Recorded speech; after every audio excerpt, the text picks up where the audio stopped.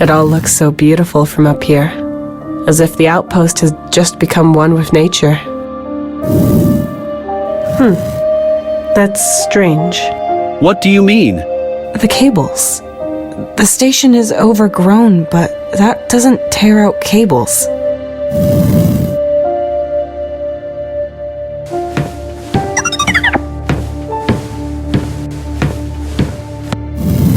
This is the communications console with which signals can be sent to other planets or through space. That's our way out of here, as long as we can get it powered up. Correct. Once the incinerator is providing energy, we will have access to the database where we should be able to find flight paths close to this planet. Then, a signal will only be a few button pushes away. Good. Well, better than nothing anyway. Let's keep working on the incinerator then. Once we've got to it, that is.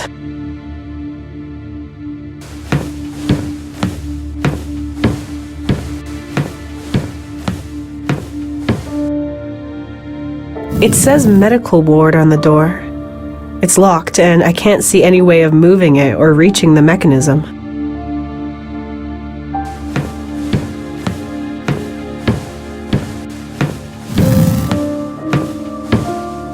They obviously never finished the work on this cable shaft. There's a hollow, sturdy metal cylinder here full of holes. Some kind of cable duct, I suppose.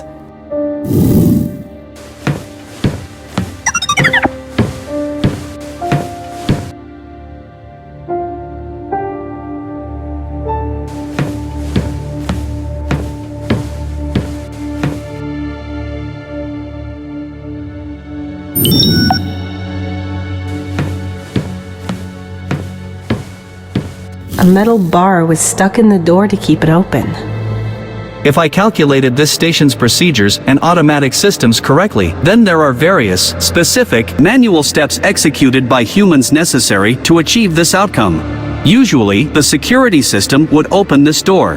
There must have been an emergency lockdown while someone was holding this bar in place, analogous to the locked door by the drilling room.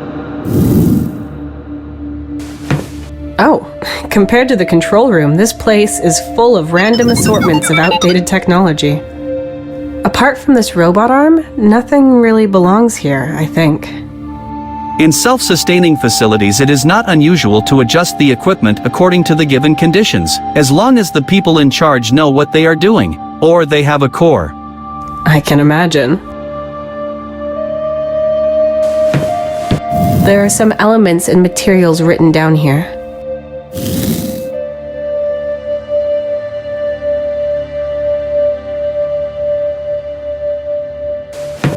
A workbench full of trash and signs of wear and tear. That's what every DIY enthusiast dreams of. The only thing left inside here are a cable, a kind of nozzle, and a lot of screws.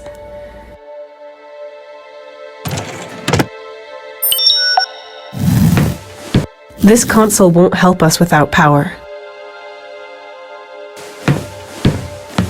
A coffee machine. What a surprise. Court, that looks like a 3D printer.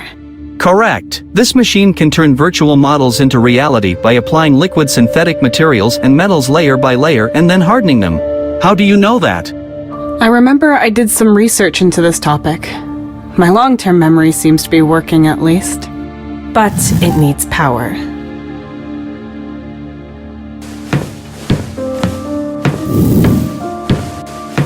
A gas burner with 2 tubes, both of which aren't connected to anything.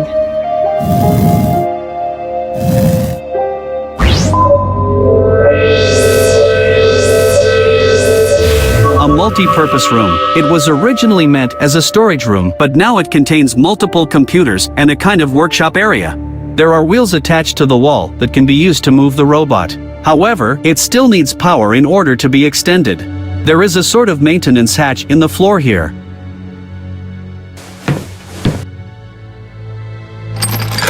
Oh, lots of cogs. This has to be the robot's mechanism. Lots of cogs in varying sizes and shapes.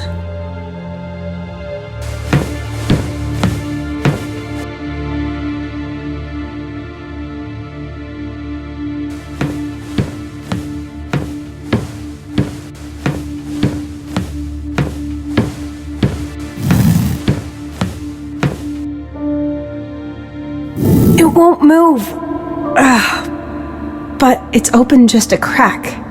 Looks like someone tried to keep it open with a metal plate. But it didn't work like it did with the other door there. Nothing helpful. The cables. Nothing helpful. The cables.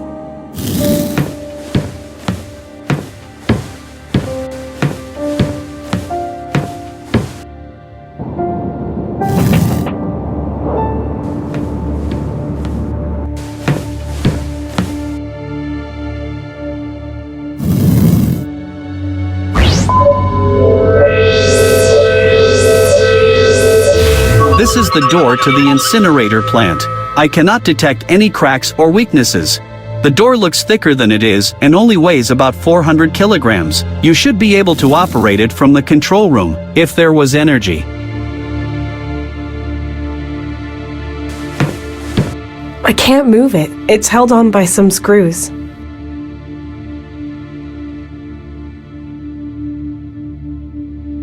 A bit rusty, but it's working. Yes, that looks like a manual mechanism. This does not conform to regular standards. There is a cog missing.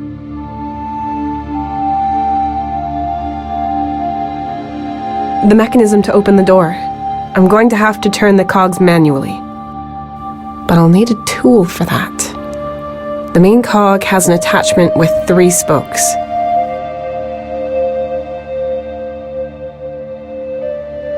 Yes, that works!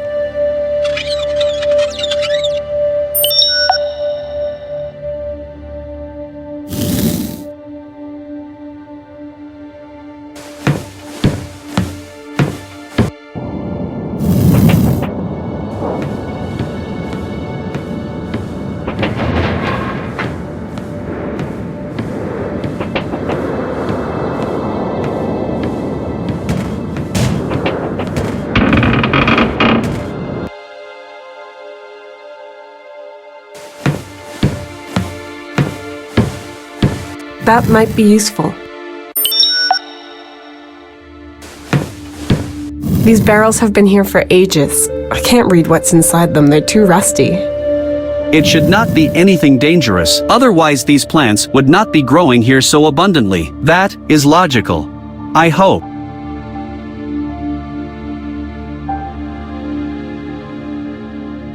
Perfect fit.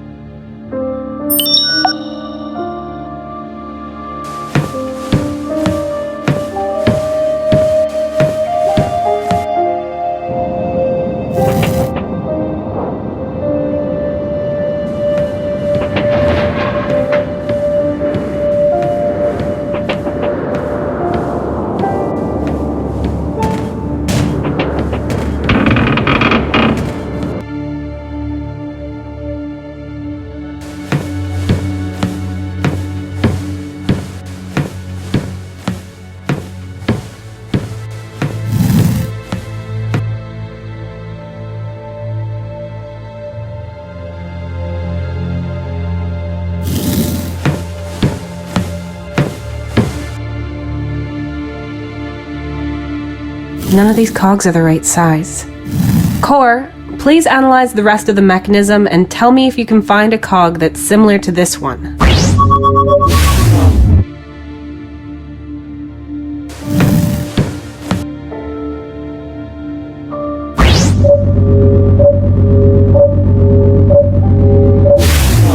Yes, the mechanism was altered in one place and a cog of the same type was used. Great, save the information. We have to be able to move it over here somehow. Well, it's part of the robot mechanism.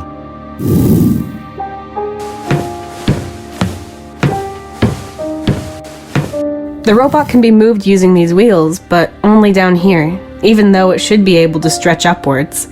That is probably only for maintenance purposes and to be able to get it out of the way if it cannot move on its own anymore. Core, please show me the cogs and highlight the ones we're looking for in green. There has to be some way of getting the ones we need to the maintenance hatch.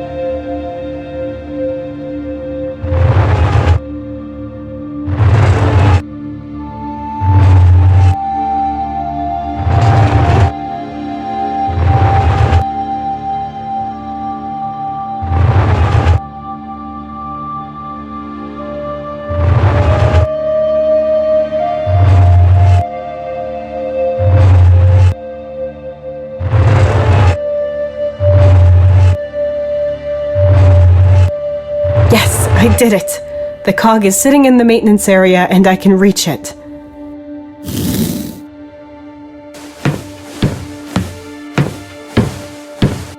That's the cog I need. But I can't get it out with my bare hands.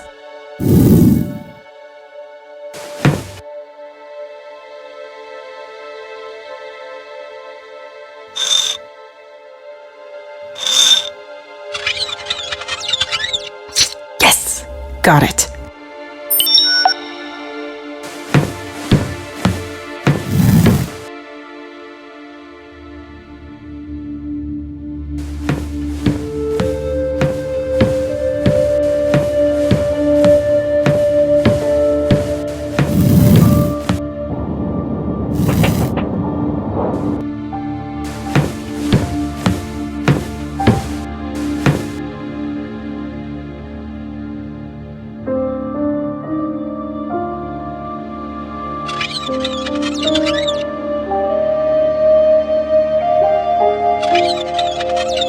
That fits.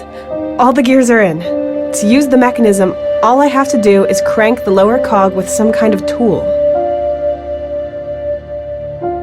Excellent! Everything fits together and the attachment fits onto the cog. Now I can turn it and operate the mechanism.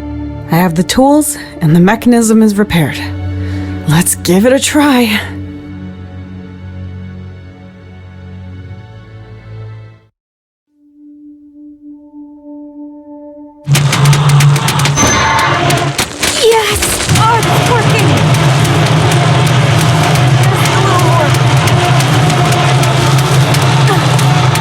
That's it! I guess I'll need that robot in the storage room, so I'll take the cog with me again.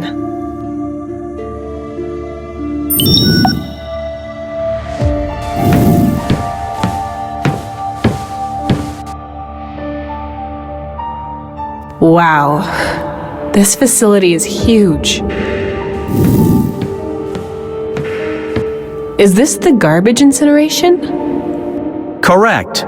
Garbage, rubble, and any flammable materials are burned here. The resulting heat is used to generate power. Burning stuff for electricity? That's a bit antediluvian. At that time, this crude technology ensured independence from energy cells that were not known to work on this planet. A certain amount of energy is always stored to ensure the facility can power up. So we just push a button, the power turns on, and we can use the communications console? Not correct. Firstly, we need to activate the remaining energy via the console. Then we can use the machine and transport materials to the furnace to activate it. Once the facility has reached its full capacity, all systems will be active and we can continue.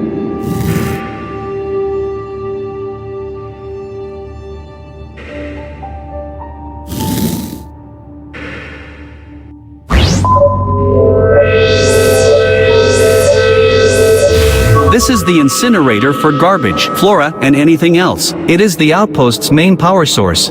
It activates the power circuit, which is supplemented by solar panels on the roof and maintains the energy supply at night or in bad weather. The efficient buffer tank still appears to be intact. There is a strange object over here. And this could really sustain the facility for an extended amount of time? The efficiency coefficient is very high. Also, the floor can be lowered depending on available materials. With just half a ton of materials, we will have enough energy for at least 1 Earth week. If we shut down some systems, even longer.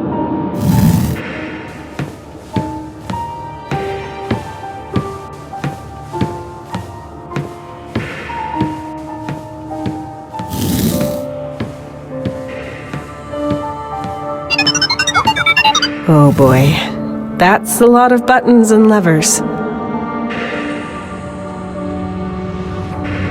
There should be a round, green button labeled "Push to close."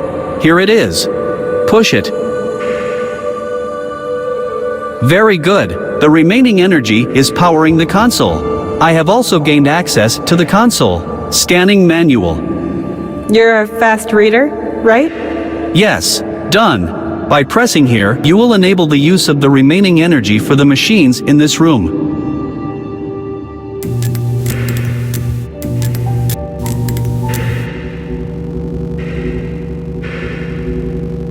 To power up the facility, you must activate the mechanism that loads the material from the silo into the cart. That would be this lever over here.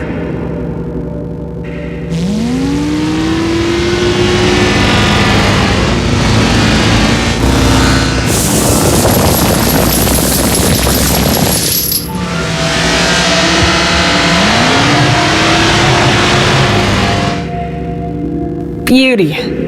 Now push the cart forwards. Use this.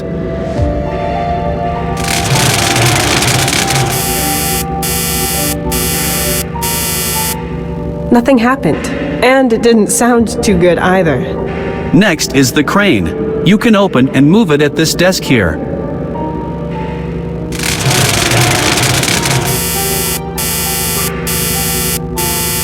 Nothing. It's all rusted through, too dirty or just broken. I can't move it while it's in that state. We need the cart and the crane to activate the garbage disposal. Otherwise, we will not be able to use the station's communications console to call for help.